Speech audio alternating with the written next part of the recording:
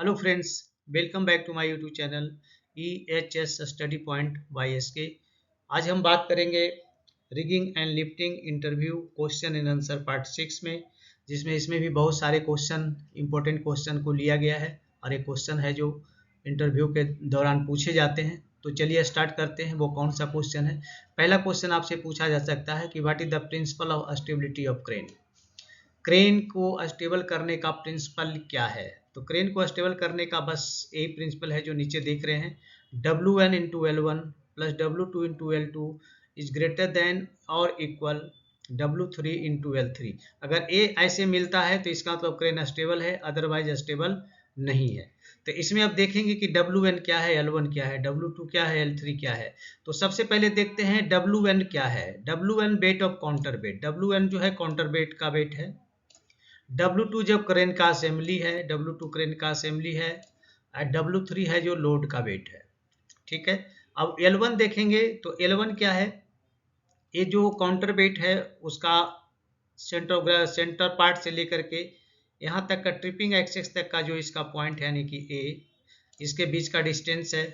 उसके बाद L2 जो है डिस्टेंस बिटवीन पॉइंट ए ना CG ऑफ असेंबली पॉइंट, यानी कि जो असेंबली पॉइंट है यहाँ से, तो यहाँ से लेकर के यहाँ तक का ट्रिपिंग एक्सेस के बीच का L2 है। और L3 की बात करें तो distance between point A and CG of load, तो CG ऑफ लोड यहाँ है और यहाँ से लेकर ट्रिपिंग एक्सेस का बीच का डिस्टेंस है। तो इसका मतलब हुआ कि स्टेबिलिटी ऑफ द क्रेन तभी होगा जब यहाँ पे WL यानी कि काउंटर वेट जो है वो और इंटू WN यानी काउंटर बेस का जो वर्टिकल डिस्टेंस यहाँ तक आया है ट्रिपिंग पॉइंट तक का, उसका लेंथ को मल्टीप्लाई करेंगे प्लस W2 यानी क्रेन का जो असेंबली है और वहाँ से लेकर के ट्रिपिंग एक्सेस तक का इसका जो बीच का डिस्टेंस है उसको मल्टीप्लाई करेंगे। वो इक्वल अगर हो जाए W3 के यानी कि लोड का जो वेट है, वेट ऑफ लोड और इंटू L3, यहाँ से लेकर के इसका जो ये डिस्टेंस है यहाँ तक अगर ये इक्वल होता है तो इस केस में ही क्रेन है जो स्टेबल होगा, अदरवाइज क्रेन स्टेबल नहीं होगा। तो यहाँ पे ये जो चीज़ दिया गया है इसको पॉज करके आप देख सकते हैं और इसके साथ ही मैच करके इसको याद कर सकते हैं। इसका है जो शॉर्टकट आंसर सिर्फ ये बोल के दे सकते हैं, यानी कि WN क्या है वो बोलना है, L2 L1 क्या है वो बोलना है, प्लस करके यहाँ पे बोल के दे करेंगे तो ये आपका राइट आंसर होगा। चलिए इसके बाद आपसे क्वेश्चन पूछा जा सकता है कि what is the centre of gravity of load and in properties. Centre of gravity होती क्या है और इसकी प्रॉपर्टीज क्या है, यानी सेंटर ऑफ ग्रेविटी का क्या इंपॉर्टेंस है। तो सेंटर ऑफ ग्रेविटी हम लोग किसको बोलेंगे? Centre of gravity is the point on which an object wait is evenly balance. यानी सेंटर ऑफ ग्रेविटी किसी भी लोड का वो पार्ट है जहाँ पे कि वो इवनली बैलेंस होता है। मतलब अगर उस पॉइंट को एंकर किया जाए यानी उस पॉइंट पे कुछ ये किया जाए तो वो क्या होता है? इक्वल होता है, दोनों साइड इक्वल होगा यानी इवनली डिस्ट्रीब्यूट करेगा, तो उस पार्ट को ही सेंटर ऑफ ग्रेविटी बोलते हैं। The centre of gravity of load must be directly under the main hook. तो यहाँ पे ध्यान रखना है जब भी कोई लोड को उठाते हैं तो सेंटर ऑफ ग्रेविटी क्या होना चाहिए? लोड के जस्ट डायरेक्टली होना चाहिए, जैसे यहाँ देख रहे हैं हुक के डायरेक्टली है। The main hook and below the lowest sling attachment point. When the center of gravity is closer to one sling then the other sling leg must be unequal।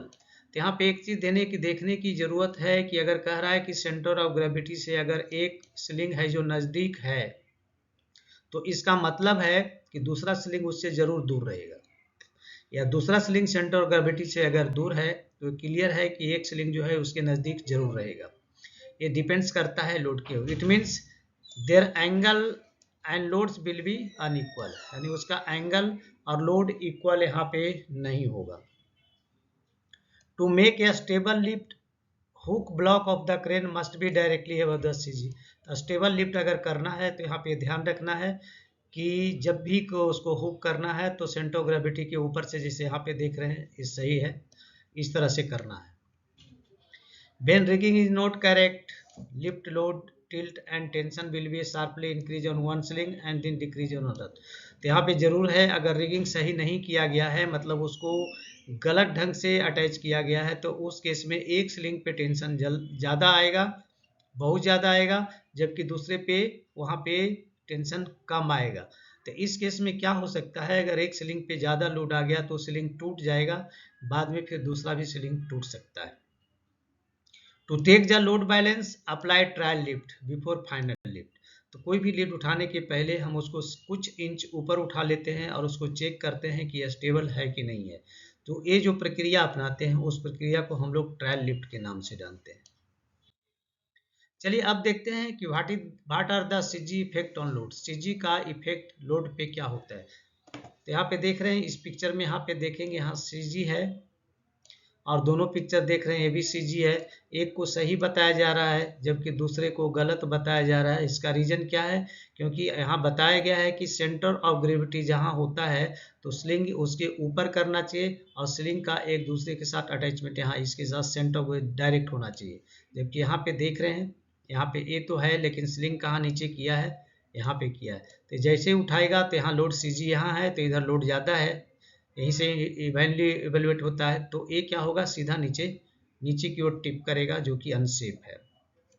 यहाँ पे इस पिक्चर में भी देख रहे हैं सीजी हमारा यहाँ है, एंकर यहाँ किया है जो कि गलत है। इसमें देखिए सही है, यहाँ पे सीजी है तो एक यहाँ किया, एक यहाँ किया, एक किया। इसको ए है जो पूरी तरह से अस्टेबल है। तो ए बहुत ही ज़रूरी जानना है। अगर हम लोड उठाने वक्त इन सारी चीज़ों को ध्यान नहीं देते हैं तो यहाँ पे एक्सीडेंट होने का डर हो सकता है। अब इसमें पूछा जा सकता है कि what are the safety devices in crane. Crane में सेफ्टी डिवाइसेस क्या क्या हैं। तो क्रेन में सेफ्टी डिवाइसेस देखिए, यहाँ पे पहले ये हुक होता है तो उसमें लैच होता है जो लगा हुआ होता है। वो लैच क्या करता है, स्लिंग को बाहर आने से रोकता है। तो हुक लैच है जो पहला डिवाइस है सेफ्टी। दूसरा है बूम लिमिट स्विच। तो बूम लिमिट स्विच कहाँ पे होता है, यहाँ पे होता है। ये देखिए बूम लिमिट स्विच है। जब बूम अप होता है तो बूम इसके साथ टच होता है और यहाँ से अलार्म की सिग्नल आती है, क्रेन ऑपरेटर को सुनाई देता है तो समझ जाता है कि बूम क्या हो गया है, ज़्यादा अप हो गया है। नेक्स्ट है ओवर होस्ट लिमिट स्विच। तो ओवर होस्ट लिमिट स्विच यहाँ पे होता है। जब यहाँ पे होस्ट इसको यहाँ के लेके आएगा तो इसके साथ टच हो जाएगा, टच होगा तो अलार्मिंग देगा। इसको हम लोग जिससे ऑपरेटर को समझ में आएगा कि क्या हो गया है, यहाँ पे ओवर होस्ट लिमिट स्विच हो गया है। इसे हम लोग NT2 ब्लॉक भी जानते हैं या डेड हेडिंग लिमिट स्विच भी बोलते हैं।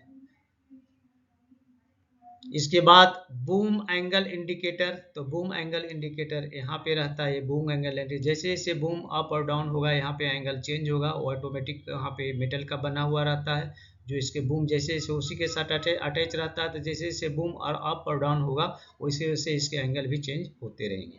और नेक्स्ट है SLI यानी कि सोप लोड इंडिकेटर, जो कि क्रेन के केबिन के अंदर रहता है ऑपरेटर के सामने। उसमें सारा चीज़ दिखता है कि अभी क्रेन का बूम लेंथ कितना है, क्रेन की कैपेसिटी कितनी है, ये कितना उठा सकता है, या कोई लोड लिए हुए है तो कितना % उसको उठा सकता है अभी कैपेसिटी क्रेन की, वो और बची है कि नहीं बची है, कितना मार्जिन है। ईच एंड एवरीथिंग है जो इसमें SLI में दिखता है। चलिए इसके बाद नेक्स्ट क्वेश्चन पूछा जा सकता है कि what are the advantage of using synthetic web sling. Synthetic web sling को उठाने का एडवांटेज क्या है। तो सबसे पहले देखेंगे no twisting and no spinning during lifting. तो इसमें क्या होता है, ये ट्विस्ट भी नहीं होता, स्पिन भी नहीं होता, इसलिए इसका एक फायदा है। Easy to rigging due to light weight and carry easily from one location to another. तो ये भी एक फायदा है कि लाइट वेट रहने के कारण ये इजिली इससे रिगिंग किया जाता है और एक जगह से दूसरे जगह को ले जाने में इजी होती है, आसानी होती है। उसके बाद है elastic and stretch quality of synthetic web sling then wire rope sling chain. तो यहाँ पे क्या होता है, elastic and stitch quality of synthetic web sling then wire rope. तो वायर रोप सीलिंग में इलास्टिसिटी नहीं होती है और स्टिच क्वालिटी भी नहीं होती है, जबकि सिंथेटिक सीलिंग में ये दोनों ही प्रॉपर्टी पाई जाती है, इलास्टिक भी होती है, स्ट्रेचेबल भी होती है। It's softness and more with protection material from scratch. अब यहाँ क्या होता है, एक तो ये सॉफ्ट होता है क्योंकि वायर रोप सीलिंग या चेन सीलिंग जैसा हार्ड नहीं होता, ये सॉफ्ट होता है इसके सॉफ्टनेस के कारण, और साथ में इसकी बिर्थ वेब लिप सीलिंग की बिर्थ भी ज़्यादा रहती है जिसके कारण मटेरियल को प्रोटेक्ट करता है, प्रोटेक्शन देता है और मटेरियल में कोई स्क्रैच भी नहीं आता है। Very lessly tendency to damage fragile object then wire rope and chain. तो फ्रेगाइल लोड को उठाने के लिए जो है कि रोप और चेन है जो उपयुक्त नहीं है।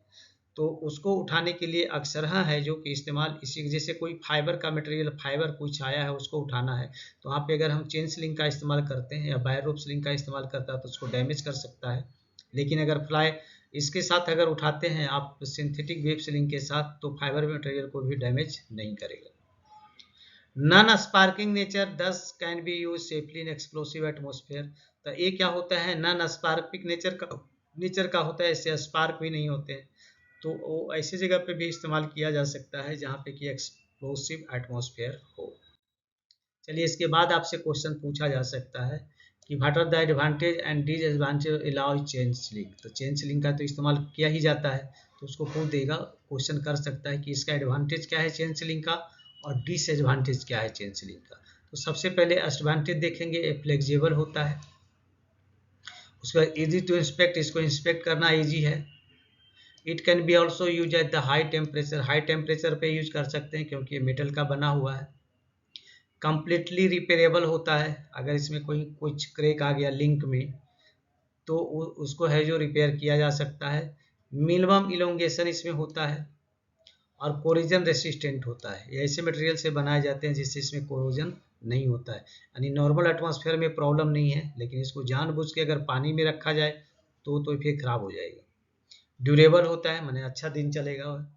अब देखेंगे डिसएडवांटेज की बात करें तो इसका डिसएडवांटेज पहला क्या है, हैवी होता है, यानी एक आदमी को एक जगह से दूसरी जगह कैरी करना मुश्किल है। मॉडरेट इनिशियल कॉस्ट होता है, इसका रेट जो है वो मॉडरेट होता है। हैवी लोड इसका होता है। अब देखेंगे दूसरा क्वेश्चन आपसे पूछा जा सकता है वायर रोप के बारे में कि what is the advantage of wire rope sling and disadvantage of wire rope sling. तो वायर रोप स्लिंग का एडवांटेज क्या है और डिसएडवांटेज क्या है।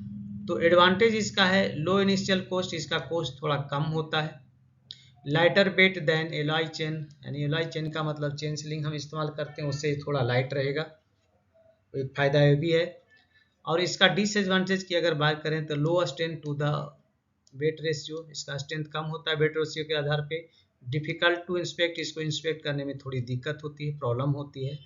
इजिली किंक हो सकता है एंड इंटरनल कोरोजन इसमें लग सकता है, अगर इसके रख रखाव पे ध्यान नहीं दिया गया तो इंटरनल कोरोजन हो सकता है, और एक बार अगर डैमेज हो गया तो रिपेयर नहीं होगा। तो इसके हैं जो डिसएडवांटेज। चलिए इसके बाद नेक्स्ट क्वेश्चन आपसे पूछा जा सकता है कि what are the advantages and disadvantages of metal mesh sling. ये मेटल मेश स्लिंग ये देख रहे हैं यहाँ, इसका एडवांटेज क्या है, ये भी फ्लेक्सिबिलिटी इसमें आती है। वाइड बियरिंग सरफेस देख रहे हैं इसका कितना चौड़ा सरफेस है काम करने के लिए, तो वाइड बियरिंग सरफेस है। रेसिस्ट एब्रेशन एंड कटिंग, उसके बाद रेसिस्ट कोरिजन, कोरिजन इसमें लगेगा नहीं क्योंकि अच्छे मेटल से बनाया जाता है, गैल्वेनाइज होता है। अब इसका डिसएडवांटेज की बात करें कि सब्जेक्ट टू क्रशिंग, इसमें क्रश होने का डर रहता है, अगर एक बार क्रश हो गया तो फिर इसका इस्तेमाल नहीं कर सकते। Any broken wire is cause for removal of from service, अगर एक भी वायर इसमें डैमेज हो गए हैं तो फिर इसको सर्विस से हटाना पड़ेगा। चलिए नेक्स्ट क्वेश्चन देखते हैं कि what are the advantage and disadvantage synthetic sling. Synthetic sling का एडवांटेज और डिसएडवांटेज क्या है। तो सबसे पहले तो एडवांटेज देख लेते हैं, ये लाइट वेट होता है, इजी टू रिग, इसे रिगिंग करने में इजी होती है, आसानी होती है। लो इनिशियल कॉस्ट, इसके भी रेट कम होते हैं। और reduce load damage, load damage को रिड्यूस करता है, यानी लोड को डैमेज नहीं होने देता। अब इसके डिसएडवांटेज की अगर हम बात करें तो लो हीट रेसिस्टेंट, यानी 94 डिग्री फ़ारेनहाइट पे होता है इसका resistant. Chances to cut and abrasion, तो इसका चांसेस रहता है कटने का, एब्रेशन होने का डर रहता है। Damage from the chemicals and UV, मतलब केमिकल से डैमेज हो सकता है, अल्ट्रावायलेट रेस से भी डैमेज होने का डर रहता है। और कैन नॉट बी रिपेयर्ड, इसको रिपेयर्ड नहीं किया जा सकता है। तो ये सारे इसके हैं जो कि डिसएडवांटेज है। तभी ये सारे क्वेश्चन है जो इंटरव्यू में पूछा जा सकता है, तो अगर इसको आप बात कर लेते हैं तो इंटरव्यू आराम से अगर इससे रिलेटेड क्वेश्चन पूछे जाता है तो आराम से दे सकते हैं। तो चलिए दोस्तों, मैं यहाँ पे आपसे रिक्वेस्ट करूँगा, अगर आप हमारे चैनल पे नए हैं तो प्लीज़ चैनल को सब्सक्राइब करें, दोस्तों में ज़रूर शेयर करें और बेल आइकन को ऑल पे सेट कर लें ताकि हमारे जितने भी वीडियो रिलीज होते हैं उनका नोटिफिकेशन आपको सबसे पहले मिले। तो चलिए मिलते हैं आपसे नेक्स्ट वीडियो में, तब तक के लिए जय हिंद, वंदे मातरम।